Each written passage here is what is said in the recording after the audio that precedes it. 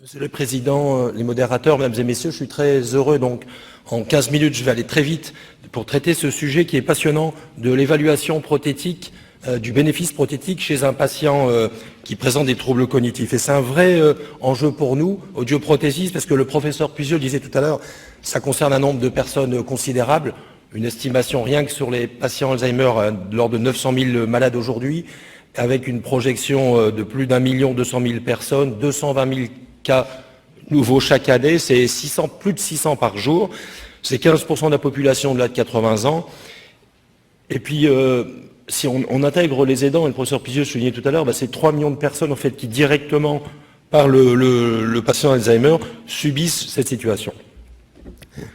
C'est un vrai enjeu parce qu'on sait, depuis plusieurs années, j'ai repris simplement le travail princeps de l'équipe de Lille à Baltimore, on sait que pour une personne malentendante, si la surdité n'est pas prise en compte, il y a un risque relatif qui va être majoré de l'installation d'une démence, 2 fois plus, 3 fois plus ou 5 fois plus pour une surdité légère, moyenne ou sévère.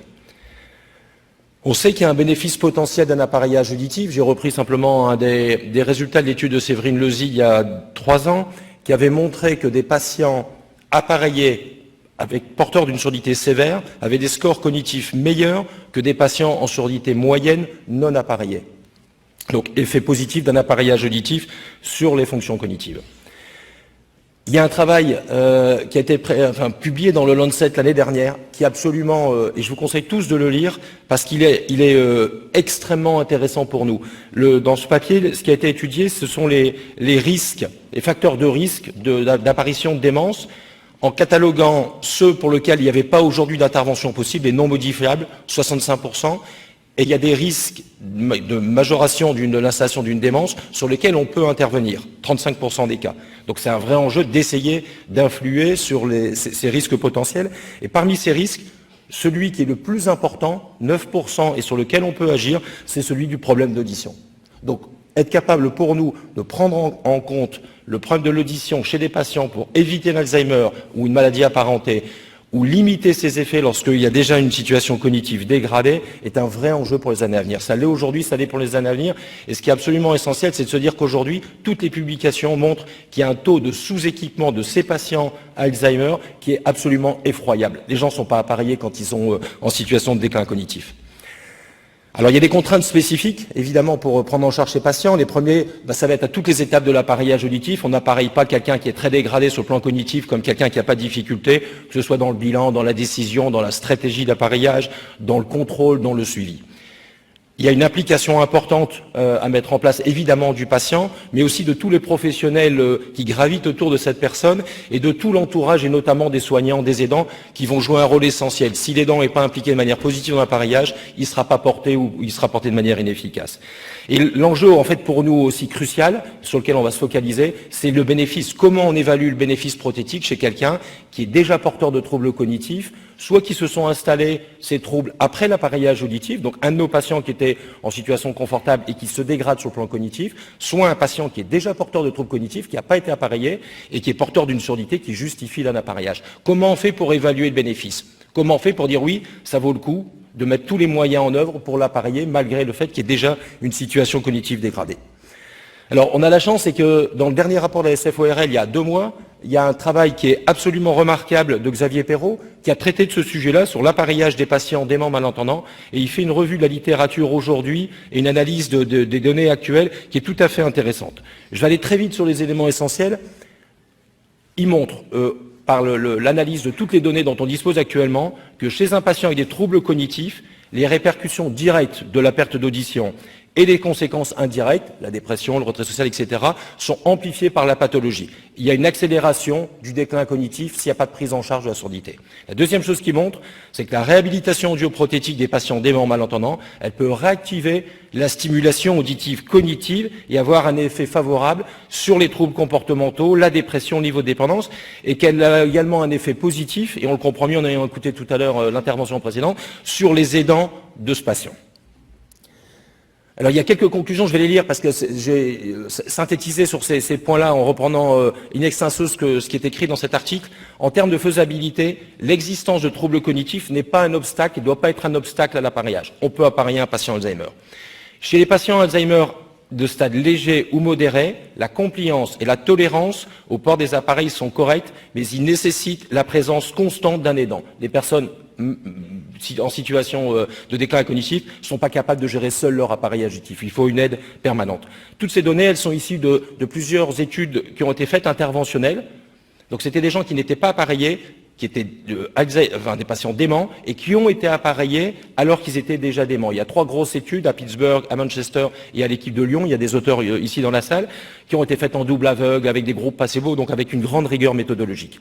En termes de bénéfices prothétiques, les résultats prothétiques positifs, donc le bénéfice, ça a été essentiellement sur des variables simples ou subjectives, amélioration de la compréhension dans le bruit, diminution du handicap auditif perçu, donc amélioration sur des éléments de questionnaire, autonomie dans les activités de la vie quotidienne et, entre guillemets, impression globale d'un changement clinique. On y reviendra. Les résultats, ils sont variables pour les troubles psychocomportementaux, l'agitation, l'agressivité. Soit ils sont inchangés, soit ils sont améliorés, ils ne sont pas aggravés.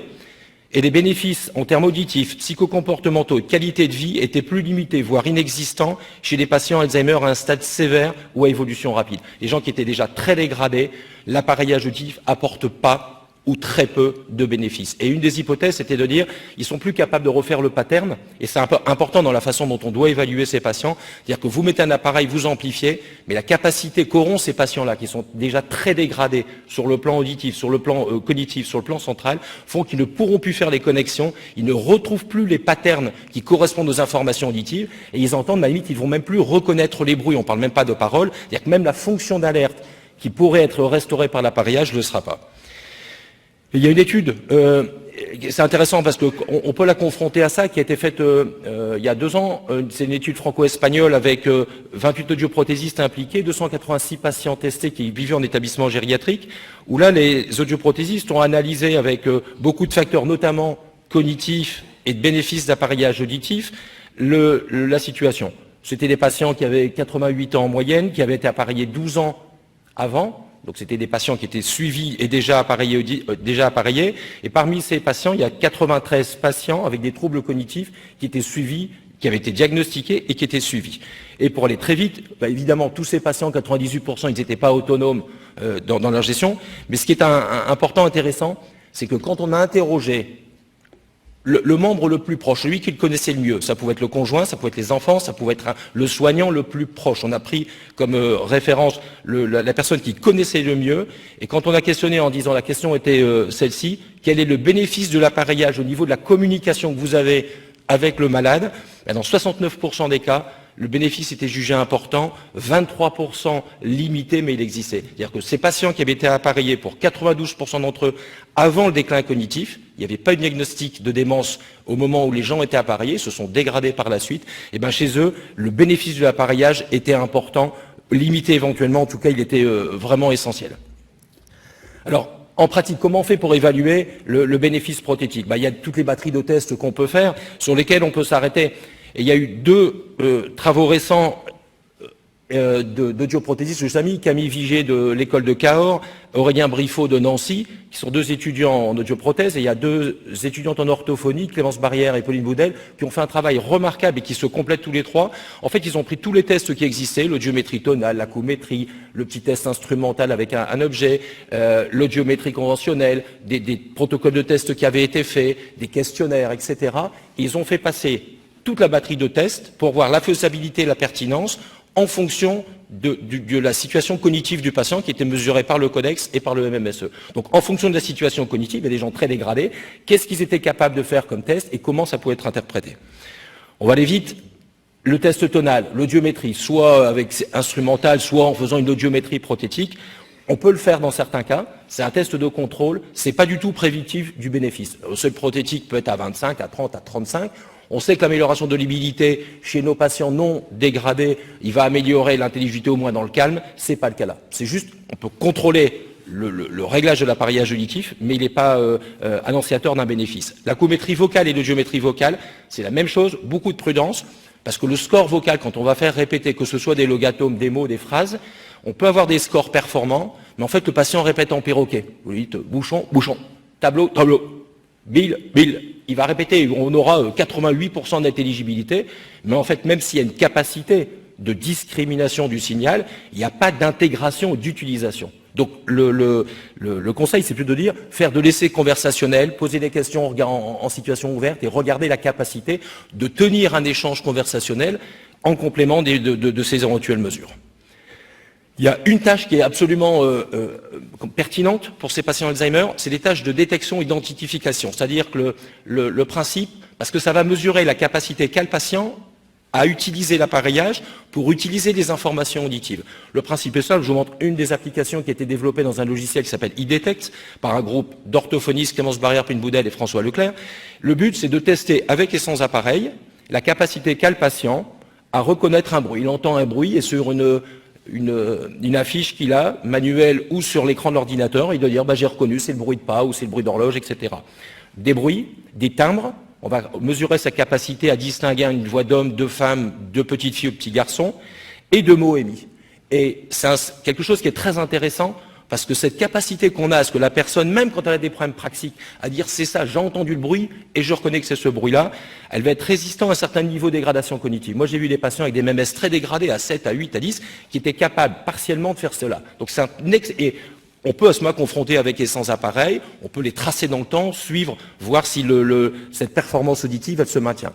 Il y a une corrélation étroite avec le bénéfice. C'est-à-dire que quand on le corrèle après, avec le bénéfice par les questionnaires, par l'avis des soignants, des aidants, il y a une corrélation directe et c'est un bon outil de contrôle. J'ai l'impression qu'il comprend plus très bien. On lui fait ce test-là. Il peut y avoir et c'est les patients, souvent, quand ils sont très dégradés, avec des grandes fluctuations d'un jour à l'autre. Vous le testez un jour, vous revenez le soir, vous le retestez 8 jours après, ça va pas. Est-ce que c'est des appareils qui vont plus? Est-ce qu'il y a un problème de réglage? Est-ce qu'il y a quelque chose?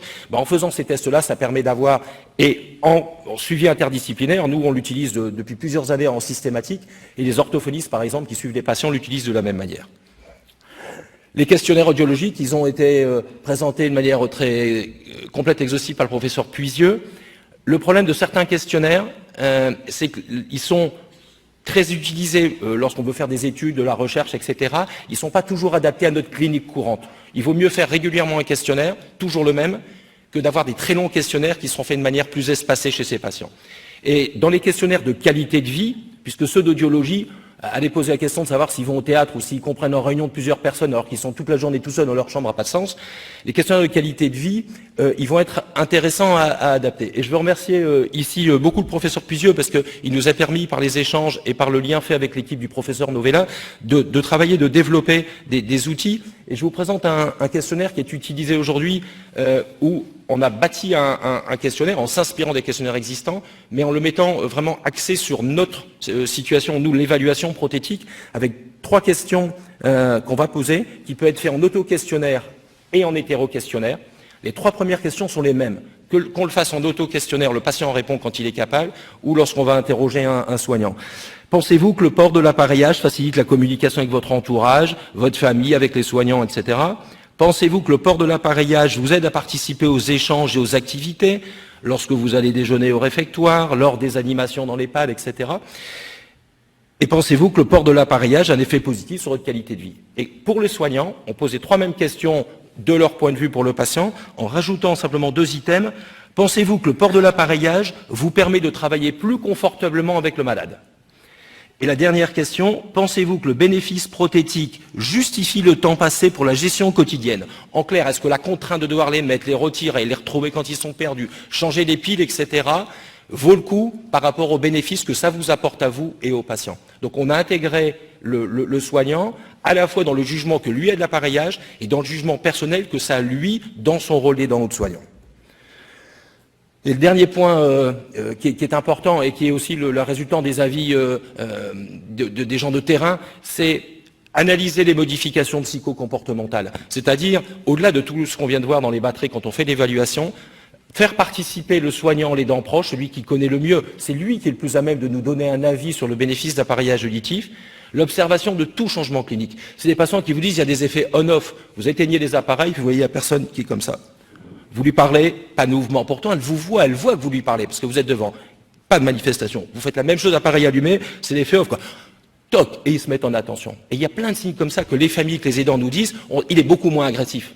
J'ai un patient, moi, Alzheimer, me souviens que je connais depuis 15 ans, il se dégrade comme ça. Quand il n'a pas ses appareils, sa femme me dit, il est plus agressif, il est beaucoup plus brusque. Je le vois au laboratoire. Je le connais depuis longtemps. Voilà. C'est des traceurs qui vont être utilisés de manière individuelle et qui sont essentiels en complément de tous les autres tests dans le suivi et qui justifient vraiment d'une approche interdisciplinaire.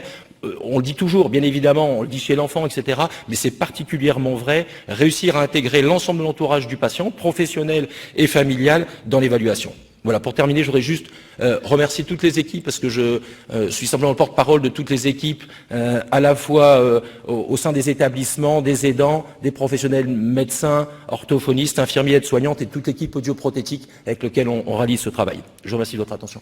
Merci Christian.